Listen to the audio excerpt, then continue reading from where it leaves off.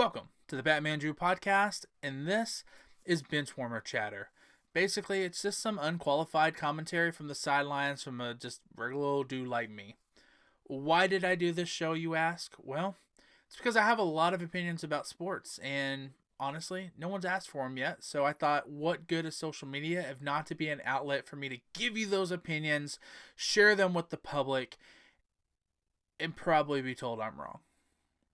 This is Benchwarmer chatter.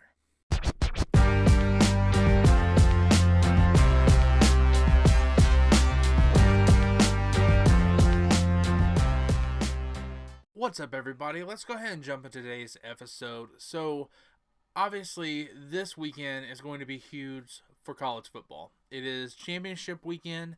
You've got a lot of great matchups, but a lot of matchups that can really fuck things up for a lot of teams. And I think that what I love most about championship week is that it gives us a chance to be able to really see the importance of conference play and winning conference championships, and how honestly, like, there are some teams that are grateful they don't have to play in a conference championship, and then other teams that really wish that the season could have been over last week.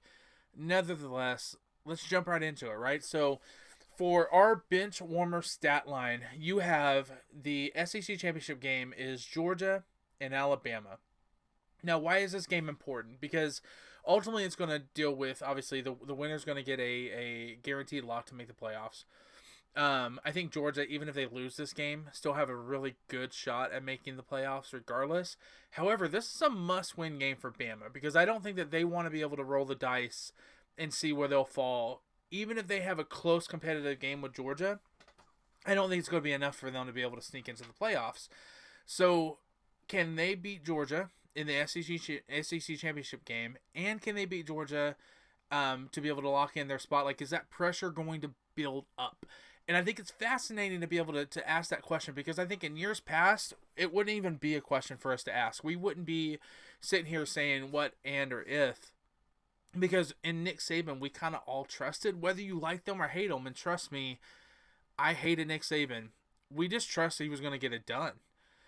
So I think it's fascinating here to see how is that pressure going to build up for this Bama team, and are they going to have enough to be able to knock off Georgia to be able to kind of cement their place in the playoffs this year. Aside from that, in the Big Ten, you have Ohio State and Indiana, which I think is a fascinating matchup within itself, because I think Indiana could come out. I think they have the potential chance to win this game. Because I'm not that high on Ohio State. I get it. Ohio State, I think their core strength is their coaching. And I hate that because I don't remember the guy's name. Their head coach, I don't know. He's just so fucking stupid looking. I can't stand the guy. Whatever, that's fine. I'm sure he's a great guy. But he's a fantastic coach. And although, I mean, they have talent all over the field. I think they are clearly the best team in the country. I do think that they have a shot to lose this game because the fact they're going into it undefeated. And if they lose, they're not losing anything but seeding. And sure, they're going to want to have that number one seed. Like, you always want to be able to have that bye week. But I don't even know, even if they lost, like, are they really going to drop below 4? I mean, forgive me, I don't remember if there's guaranteed seeding for the conference championship winners or not, but yeah, I don't see it really affecting Ohio State other than seeding. But Indiana being put on the map for football like this, like, I don't know, I think that they could come in. I think they have a potential shot of winning this game. And ultimately, even though Ohio State, I don't think win or lose really gives two shits. I don't think it really impacts their opportunities or not. I think if Indiana loses this game, they're not going to make it in. And so I think it really leaves some teams that are out there on the bubble, on the outside looking in, because Indiana will have a guaranteed spot. They're not going to kick Ohio State out of it. So 2 of your 12 spots are already locked up. And then you tackle on the top of that if Bama wins and they beat Georgia. So now we have 4 of the 12 spots locked up. Obviously, you have Texas Tech and BYU playing for the Big 12 championship. So we'll see who comes out on top there. That's 5 of your spots. You're going to have, obviously, the ACC championship winner, the Pac-12. I think that this weekend really plays significantly into what teams are not going to make it into the playoffs. And there's one team in particular, one that I really hope doesn't make it into the playoffs, but that the fan base on social media has been so loud as of late. Miami. Miami, Miami, Miami. I say this as a Notre Dame fan. You see me wearing the logo proud on my chest here. I love Notre Dame. Get a great win against Notre Dame earlier this year. You're not even in your own championship. You're not even in your own conference championship game. Shut the fuck up. You're not. This whole thing of like Miami's getting robbed. Like, you didn't make it. You didn't. Duke is in your ACC championship game. Shut the fuck up. If you don't make the playoffs, God, I hope you don't. I hope you don't. But if you don't make the playoffs, that's your own fucking fault. It is. It's your own fucking fault. Like, don't come out here talking about how you're getting robbed and you're getting cheated in arguably the worst conference in football. You didn't make the championship game. Shut the fuck up. Like, I'm done with it, right? So I hope, this is what I hope happens. I hope Bama beats Georgia. That locks in 2 spots. I hope that Indiana beats Ohio State. That locks in a couple of spots. I don't really care for Tech or BYU. I think OU's going to make it in. Notre Dame's going to make it in. I think whatever the potential is for Miami to not be in the playoffs, like the fan base, like I don't even know why it's flooding my feed, why it's out there. I don't even know why it's coming through my For You page because it's so fucking ignorant. I would almost say as ignorant as I saw the Texas coach threw out a comment talking about, hey, well, like if you took out a couple of losses here or there, a couple of wins here or there, like we make it in, and like like no, man, you controlled your own fate. Like what are you talking about here, man? Like you controlled your own fate. And yeah, you beat A&M, cool, whatever, right? But like don't get all pissy and moany out there if you don't make it in when there's 12 teams in the playoffs. Like you're not getting robbed. There's not a team no more. I'm sorry. Especially this year. There's not a team in college football. If you don't make the playoffs, that it's anyone's fault but your own. It's just not. And did they have a good season? Sure, but like be proud of that. Whatever. I mean, fuck Texas. I'm from Oklahoma, so I don't really like Texas, and regardless. But I'm so sick of hearing coaches and fans and everyone make excuses for them not winning or losing. And regardless of what you want to say, I know that it's easy to shit on Notre Dame, and that's fine. I'm here for it. I'm a Notre Dame fan. Nothing you're going to say is going to get me down, right? But what I love most about Notre Dame is they lost the first 2 games of the year, and there was no one. I follow a lot of fan pages for Notre Dame. There was no one on the coaching staff, none of the players, none of the fans that were bitching and moaning about it being anybody's fault except their own. And Notre Dame rallied back, and they find themselves, outside of just something crazy happening, making the college playoffs again this year. And for all the teams that are on the outside looking in, it's like, oh, Notre Dame shouldn't be there, and it's just not fair. We're getting... Shut the fuck up. Especially you, Miami. Shut the fuck up. All right, so for the big whiff, we really focus on topics that are just mind-numbing, and then you're asking the question, for why? For why? And when this broke, I had a couple of other topics that I had in mind for this until the weekend happened, and the news that Lane Kiffin is leaving Ole Miss to go to LSU. That is our big whiff story of the week. That is hands down our big whiff story of the week for a couple of reasons. One, Lane Kiffin, I can't deny it. He's a decent coach, right? He's a decent coach. His overall record, he's like a 68% winning coach. It's like 100. I had to look it up. 117 and 53 over his career. I obviously am a Notre Dame fan, so I hate USC. So I don't care about Lane Kiffin. Fuck Lane Kiffin, right? But there's a couple of things on this that really drive me crazy, right? First of all, if you're LSU, why do you want Lane Kiffin? Why? Because Ole Miss had a successful year this year? Because they're probably going to make the playoffs, and at one loss, they definitely, I think they were going to have a good team going in, but I think we can all agree that they really kind of overachieved this year.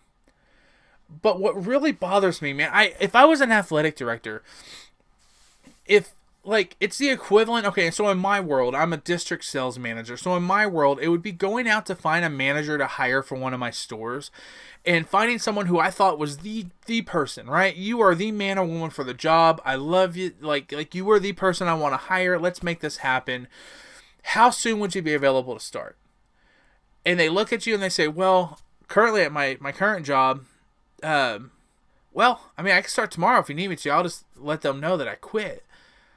It's shitty. Like, I'm not gonna, like, I don't want to hire someone who doesn't have integrity in that aspect.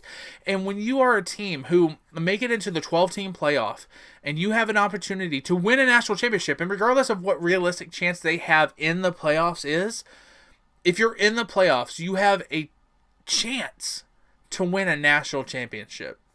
And there's no fucking way, no way at all, that I would hire a coach who, and I'm sorry, and I know this isn't the world that we live in. I get it. I know that prolonging the search for a coach is going to probably damage your program, and I think that's shitty because I think it's an integrity thing, and I think that clearly college football more and more is becoming a professional sport. There's just no way I'd want to hire a coach who, if you're looking, that's fine, right? But he is going to walk out on a team that busted their ass for him and played their hearts out for him and have an opportunity to win a national championship. He's going to walk out on that team. And even if he finishes out the season, I'm unsure if he's going to finish out the season there. His head's not in it. His heart's not in it. He's walking out on a team that has a chance to win a national championship. That's fucking low. And I say that with all bias. I don't like Lane Kiffin. That's fine. But honestly, like that lack of integrity and that lack of sportsmanship, I think is shitty. I really do. And if I was an athletic director, there's no fucking way. If you would talk to Lane Kiffin, say, hey, after the season, we want to be able to talk to you. We want to get a verbal commitment, whatever. But what does it say? Like, if you're an LSU fan, are you comfortable with a coach coming in like that? It clearly didn't work with Lane Kiffin. With Brian Kelly. And that's, you know, as a Notre Dame fan, I think that's a little sad. I wish the best to Brian Kelly, even though it didn't work at Notre Dame. But with this, I don't know. I just think that it sucks when a coach does this to a program, and my heart goes out to Ole Miss. And as long as it doesn't hinder Notre Dame's opportunities, I wish Ole Miss the best of luck in the college playoffs. And I hope that they don't let Lane Kiffin finish coaching. I really do.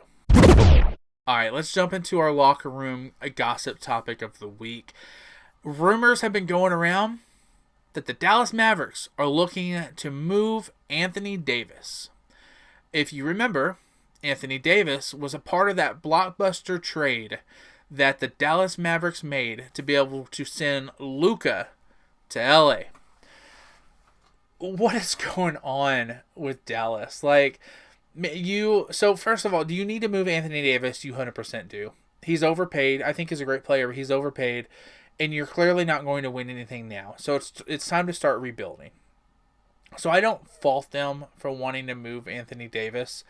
But if I'm Cooper, I'm thinking, man, this place is a fucking shit show. Like, you had this grand plan. You had Luka, arguably a once-in-a-lifetime talent, and you trade him away. You bring in Anthony Davis. You have an opportunity to be able to draft Cooper, and here you are now, you know, what seems to be minutes away from blowing this whole shit up and starting over. I think it sucks if you're a Dallas Mavericks fan, and I'm not. I'm an Oklahoma City Thunder fan, so all that being said, I think at the end of the day, when you're looking at Dallas and seeing what could have been versus what ultimately ends up, I really feel bad for Cooper Flagg. I think that franchise is done. It's donezo like that. It needs to be blown up and reset, but they're a long way from winning. But with all that being said, where can Anthony Davis end up? I think LA. I think that the league is so desperate. And I'm not a conspiracy theorist. I don't think that games are rigged by, you know, like the NBA, executives. Like, I don't think that it's a plotted story arc or scripted. But with that being said, the more and more that news tends to come out about the NBA and some of the sketchy shit that they do, it really does lead me to believe that the NBA does not have the best intentions for all franchises. I think that they hated the fact that Oklahoma City won a championship, even though SGA was the MVP and that they're poised to repeat. So do I think they go out and intentionally script things and take away chances from teams? No, not necessarily blatant, but I think that if they have an opportunity to push their money to the direction that they want it to go, and have teams like LA be someone who's going to be competitive, have the face of their franchise, of their organization, and LeBron compete for another championship, I think that they will. And so I don't know. I think that I don't know what it looks like from a trade standpoint. I don't know what LA could give up to make this happen. But I do. I think some way, somehow, you're going to see their names in the middle of it. And I think Anthony Davis could ultimately end up back in LA. And that's going to be all the sweeter when they lose in the second round to the Oklahoma City Thunder. All right, guys. That's our show for today. Kind of a short one, but I appreciate you guys sticking around and listening. We're gearing up for some college football playoffs. I'm excited. I hope you're excited. Let me know your thoughts on who do you think is going to ultimately win it all, and why is it Notre Dame. So again, thanks for being here on the show. If you hung around and checked out my podcast for this long, I just want to let you know that I'm thankful. I'm grateful. I love sports. I'm a huge sports fan, and I know that it can be hard for us to be able to make time for the things that we love and that we're busy for. So the fact that you made time for this show, honestly, it means a lot to me, and I just want to say thanks for that. So remember to subscribe and to like, and even to share, because we want to be able to grow our community. And yeah, guys, this has been Benchwarmer Chat. I appreciate you guys joining me. You have a great day.